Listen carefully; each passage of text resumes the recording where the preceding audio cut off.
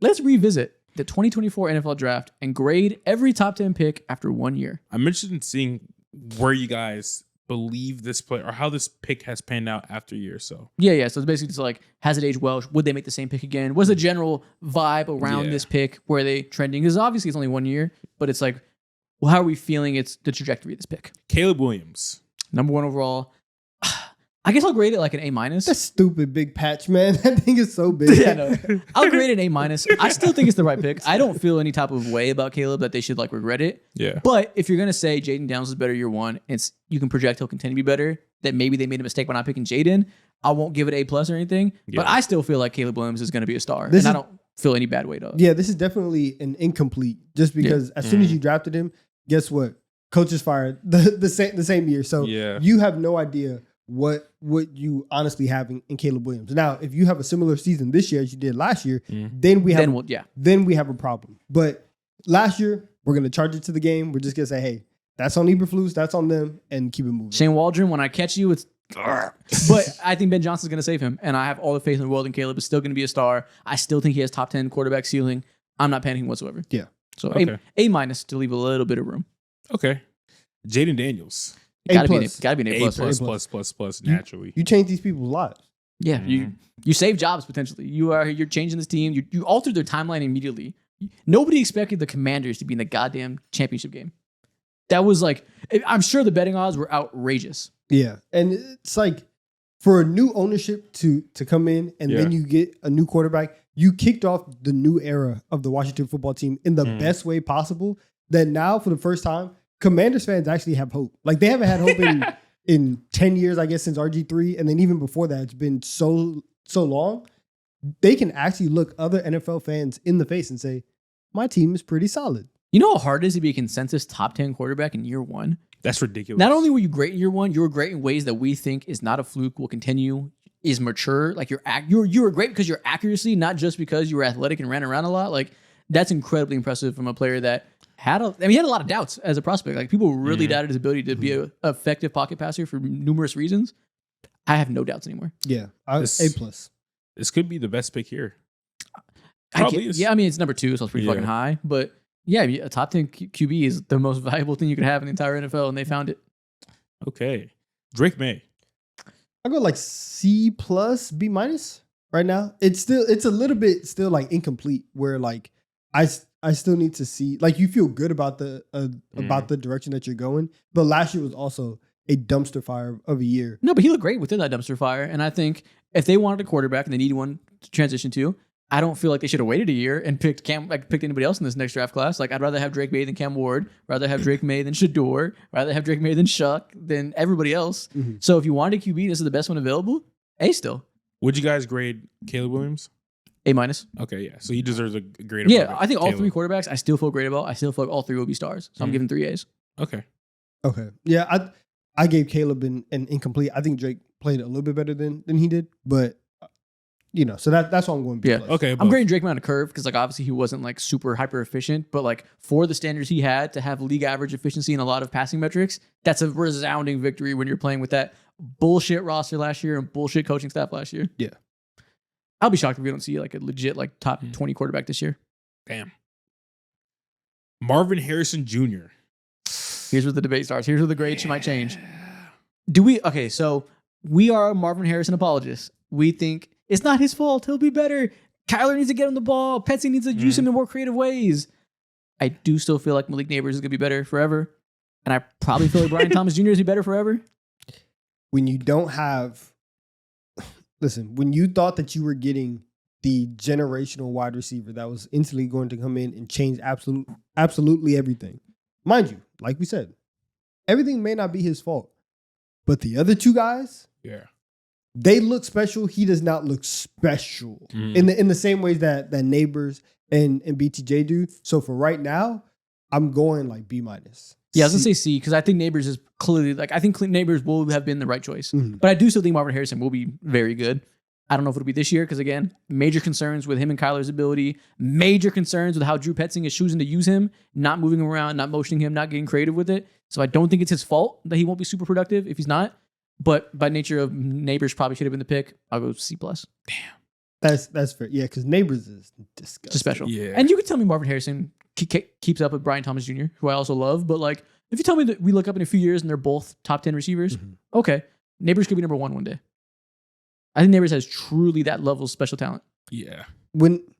Anytime Neighbors like just gets the ball in his hands, you're like, oh, like it's Something about disgusting it's about gonna to happen. happen. Yeah, yeah. It's about to go down. And I think he wasn't even in a good situation last year at all. No. He's catching balls from Daniel Jones, and he made his own situation because his abilities rack wise are that special. They force fed him the ball. He's one of the twitchiest receivers in the league. It's crazy. But just know it's not Marvin Harrison Jr.'s fault. Okay. Never will be. Next player, Joe Alt. Hey, and if you can draft Mhm. if you can draft a great offensive lineman, shout out to you. Yeah. A It was a debate between him and Neighbors. A lot of fans wanted to get the wide receiver routes to give Herbert some help. It was a toss-up. I wanted Neighbors, but by the simple fact that now we know Slater blew out his knee, and now we have another franchise left tackle that can slide in. Thank God we didn't pick Malik Neighbors. Thank God we picked Joe Alt. A plus. yeah. Has to be an A plus. Shout out you, Harbaugh. I believe in your vision now out of necessity. I mean, listen, if you had Neighbors, you could have been like the 2021 Bengals. You could have made the Super Bowl, no O-line, but you got Burrow, you got Chase. And where is that taking him right now? I mean, they made it to the Super Bowl. Yeah, great. Now make it back. I don't feel good about the direction because they don't have the protection. Took a long time. They might do it. Thank God Joe Alt can defend Justin Herbert's blindside this year. Yeah, And but it's A plus. You ask Harbaugh, he thinks Joe Alt is gold jacket waiting in the future. You're going to be that generational prospect. Jesus Christ. And you know what? If he makes that leap year two, I won't be shocked. Okay. Malik Neighbors. A plus. This is the best receiver out of the bunch. This is the correct pick. The fact that you can get him at the second wide receiver taken. Mhm. This is what the Giants needed. Yeah. I bet they were going to take whoever fell to them here between Marvin Harrison, Malik Neighbors, and Joe Alt. They happened to get maybe the best player. Maybe the best one fell to them. What do you think his ceiling is in the NFL? Jamar Chase. Jesus Christ. Nah, I mean, Jamar Chase is amazing, but like right behind those guys. Like So he can firmly believe he'll be eventually like a top 3 receiver. top five. I mean, those guys are going to be in the league for a while, so Yeah. I don't know necessarily, but like I think he'll be in tier one. Like Mhm. he has the same type of give him a ball on a screen, give him a ball on a drag in the short area. He can take it to the house like Jamar Chase. He's not a slouch as a vertical route runner. He can attack for the middle of the field and make possession catches over contact. Like he is a full package route runner. It's just we're going to see if maybe like last year was like a little bit of a volume merchant necessarily because he got a ton of passes. So Yeah. maybe that makes me get ahead of myself a little bit because he was fed the ball so much.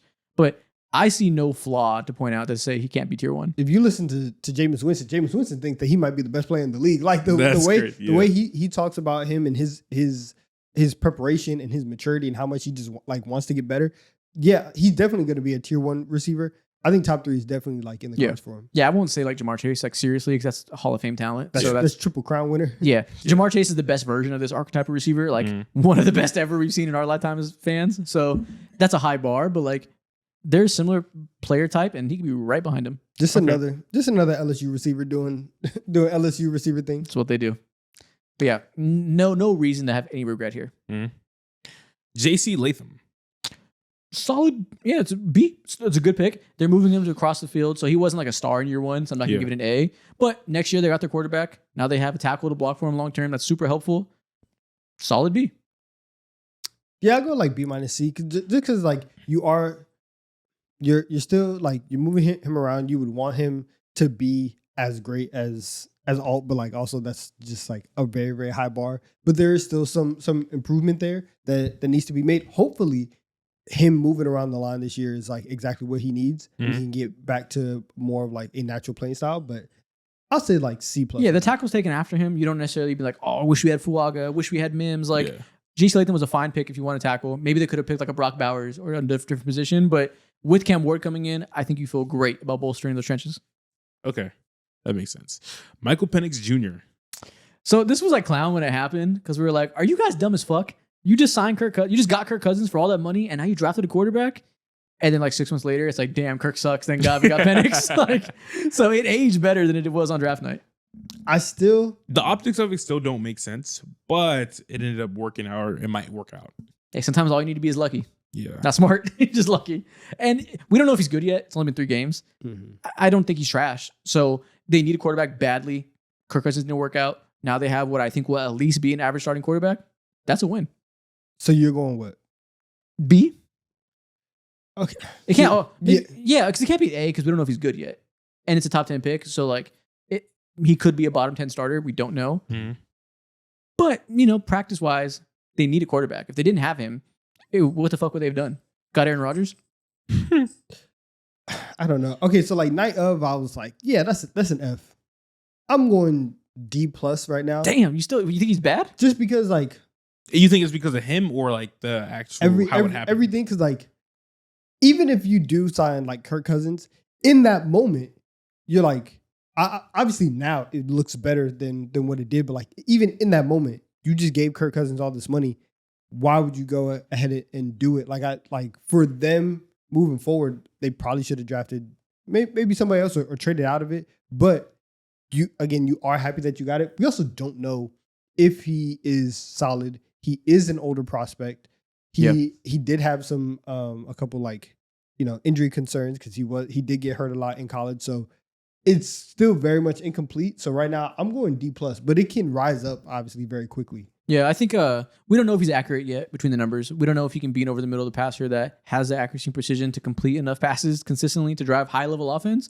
But we do know he will be a really effective outside the numbers deep ball thrower like he was in college. I think that translated immediately.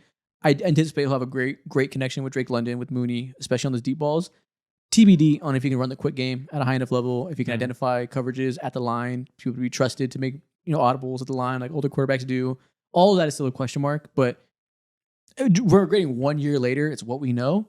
I think there's more good to hope for than bad. Okay. Yeah, I listen. So C plus. Yeah, C plus. Because like they need a quarterback. It worked out. Would you rather them taking Bo Nix? Maybe. Who knows? I guess. I mean, who knows? Just mad old quarterback. Yeah, like I guess like a JJ McCarthy. Nah. To each their own. Like I don't know. None of those guys are clear enough going to be for sure this much better than Michael Penix to me say you need to regret it immediately. Yeah. Okay. Rome Odunze. I love Rome. I love the idea of Rome. Yeah. Brian Thomas Jr. is going to be better. Let's see. No, we've seen. Let's see. Let's see. You seen enough already? It's not even about Rome. Brian Thomas is just special. Yeah. Like I'm not even out on Rome. Rome could be like significantly better than we saw his rookie year and live closer to the prospect that he was thought to be going top 10 for a reason. Yeah. Brian Thomas Jr. clearly should have gone top 10. Like that is true. Once again, anybody who was on the Bears last year, incomplete. True, fair enough. Chalk it up. That is the element of it. And Because Brian Thomas Jr. was on the Jags. I know. Listen, It's like neighbors. Like their situation wasn't great, and they still showed their superstars. And sometimes as a rookie, there's guys that needed some time, like a JSN, need time to continue to move up and have a year 2 or 3 breakout. Sometimes you just know that this guy is special, and that's what Brian Thomas is. I don't know if that is Rome. you do, but all the other guys, they at least had a quarterback who had played in the league. They said rookie to rookie, and now it's like everything is just still so up in the air, and just grading it solely on like how good is Rome going to be. That's still incomplete. I still have no idea. Okay, so I'll give it a C. Rome's story is not done. We're not out on him, but Brian Thomas is clearly better. I think in the moment there was a debate: should they pick Brock Bowers? That's still a debate. I mean, they got Loveland a year later, who's going to be amazing. That would have been crazy. But like they could have had Brock Bowers and then use that top 10 pick somewhere else to bolster the trenches or whatever. So I'll go C. I'd rather have Brian Thomas. I'd rather have Bowers. Yeah, it sounds like you're being a little bit too nice. And if you were the Bears GM last year, you would definitely redo this pick. I don't know. I don't believe that. I don't know. Maybe. You don't believe that. Maybe. I might believe it. JJ McCarthy. This one's a hard one to gauge because he hasn't played at all. Yeah. But you know what? B plus. Based off what? You knew that you didn't want to pay Sam Darnold his money. You had an opportunity, and you went and you took it. And so I am okay with this. Yeah, and I trust their evaluation process. If Kevin O'Connell said, that's my guy who will execute my scheme well, I have no reason to doubt him. Yeah. If he still feels that way, go for it. And going into last year, you knew that like McCarthy wasn't like Drake May, Jen Daniels, Caleb. He's not a guy that you wanted to start year 1. So what do? You still take the quarterback high, and you know that, hey, Sam Darnold is going to be our bridge quarterback. You're going to give this guy who needs time to develop, time to actually sit down and develop. It just sucks that he got hurt. Yeah. But like they were trying to put him in the best situation. And if he sat out this last year and we're going into year 2 of McCarthy and he's healthy and he's been in the system playing and all that stuff, I really like that. And so their intention in taking McCarthy, that's good. I Yeah. like that. Yeah, this one's like the definition of incomplete because we literally haven't seen him play. Mhm. But if you like the process in the moment, there's no reason to doubt it now. There's optimism that we saw. I guess we saw a less than ideal quarterback situation last year play out well with Kevin O'Connell leading it. You tell yourself this guy's just a QB whisperer. He can fix anybody. He can get the most of anybody. So even more reason to believe that he can do it again with JJ. Mm. Yeah. So shout out process. We'll see if the results follow. Okay.